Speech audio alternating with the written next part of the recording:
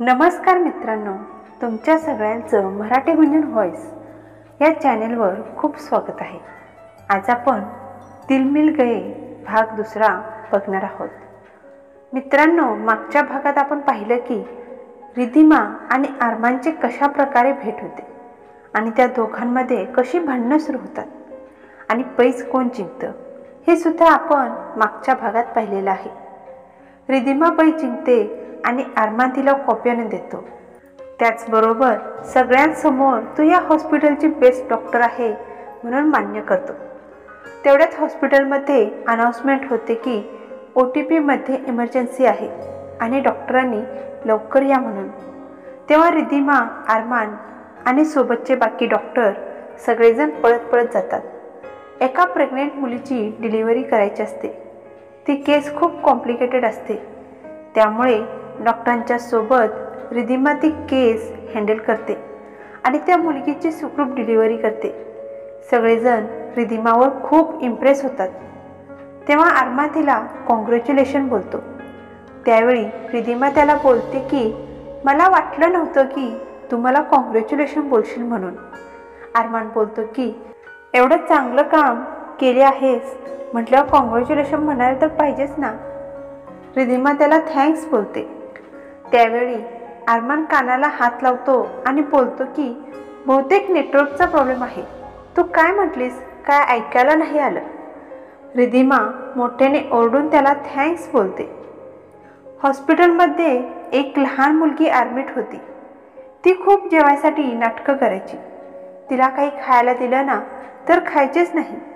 मला भूक नाही, मला नको म्हणून मोठमोठ्याने ओरडायची। सगळे डॉक्टर प्रयत्न करतात की कशी ती जेवेल आणि काहीतरी पोटात गेलं तर तिच्यावर उपचार करता येतील म्हणून, पण ती कोणाचं ऐकतच नाही, खातच नाही। सगळ्यांचे प्रयत्न फसतात। फक्त अरमान उरला होता तिची समजूत काढण्यासाठी। अरमान जातो आणि तिच्यासोबत एवढं सुंदर बोलतो की त्या मुलगीला बोलतो की माझ्यासोबत तू कॅन्टीनमध्ये डेटवर येशील का? चल आपण दोघे जाऊन मस्त मज्जा मस्ती करू आणि पार्टी करूया। ती मुलगी त्याच्यासोबत कॅन्टीनमध्ये जाण्यासाठी तयार होते। कॅन्टीनमध्ये गेल्यानंतर सगळे डॉक्टर लांबून बघत असतात की अरमान त्या मुलगीला कसं तयार करतो जेवणासाठी। सगळे पदार्थ अरमान मागवतो आणि सगळे तिच्या पुढ्यात ठेवतो आणि बोलतो की हे किती सुंदर आहेत। सगळे पदार्थ खाऊन तिला दाखवतो, किती छान झालेत, मस्त आहेत। तिला अगदी चिडवत खातो।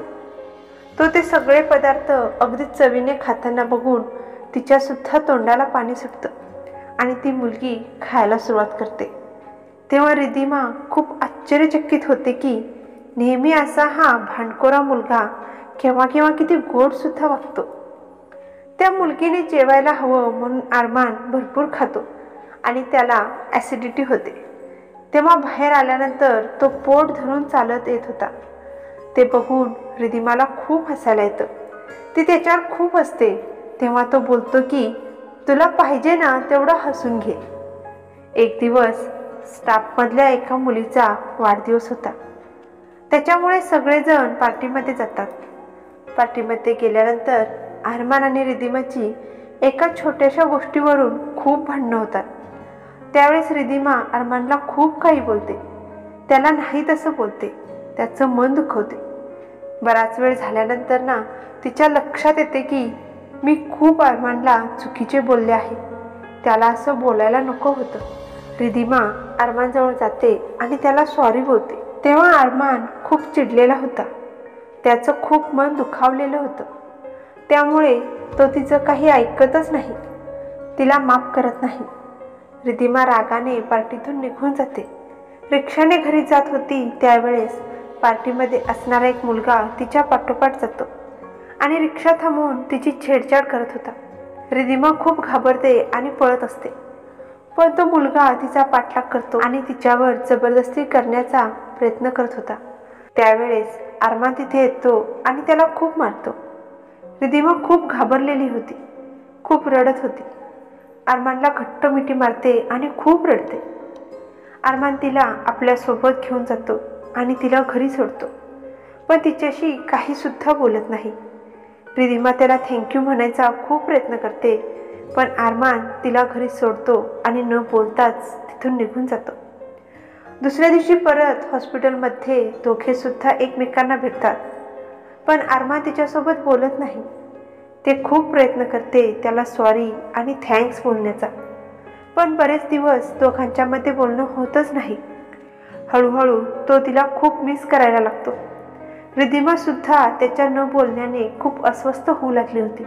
छोट्या छोट्या गोष्टींवरून दोघांच्यामध्ये पहिला खूप भांडणं होत होती, पण आता दोघे पण जेव्हा जेव्हा भेटतील त्यावेळेस गप्पच बसत होते. एक दिवस एका पेशंटवर उपचार करताना त्या दोघांच्यामध्ये बोलणं होतं. त्यानंतर ती त्याला सॉरी आणि थँक्स बोलते. त्यानंतर दोघांच्यामध्ये खूप चांगली मैत्री होते, पण अशी मैत्री होती की त्या मैत्रीचं रूपांतर केव्हा प्रेमात झालेलं होतं हे त्यांना समजलेलंच नव्हतं. कोणताही पेशंट आला तर त्या पेशंटवर दोघे मिळून उपचार करत होते. हळूहळू या मैत्रीचे रूपांतर केव्हा प्रेमात बदलतं हे त्यांना कळतच नाही. एक दिवस सगळे डॉक्टर मिळून ट्रेकिंगला जातात. रात्र होते. रात्र झाल्यानंतर सगळेजण खरं बोलणार की धाडस करणार हा खेळ खेळत असतात. त्यावेळेस रिधिमावर बाटली फिरून येते आणि रिधिमाला अरमान चॅलेंज देतो की तुझ्याकडे शक्यच नाही की तू धाडस करू शकशील, तू खूप भित्री आहेस. तिला अरमानच्या बोलण्याचा खूप राग येतो आणि ती धाडस करण्याचे ठरवते. सुमसाम जंगल होतं आणि त्या जंगलामध्ये तिला एकटीला जाण्याचं चॅलेंज तिला देण्यात येतं आणि ती एकटीच त्या सुमसाम रस्त्याने जंगलामध्ये जाते. ती घाबरत घाबरत त्या जंगलामध्ये जाते. बराच वेळ ती बाहेर येतच नाही. त्यामुळे अरमानला खूप चिंता वाटू लागते. हे चॅलेंज तिला दिलं तर खरं, पण तिची अवस्था काय होईल या विचारानेच तो खूप घाबरतो. जंगलामध्ये एक विचित्र आवाज येतो. तिला वाटतं की अरमानच तिची मजा करत आहे. तर इकडे अरमानला ती बराच वेळ बाहेर जंगलातून येतच नाही म्हणून खूप घाबरायला होतं आणि तिच्या काळजीपोटी तो जंगलामध्ये धावत जातो. प्रत्येक ठिकाणी तिला शोधू लागला होता.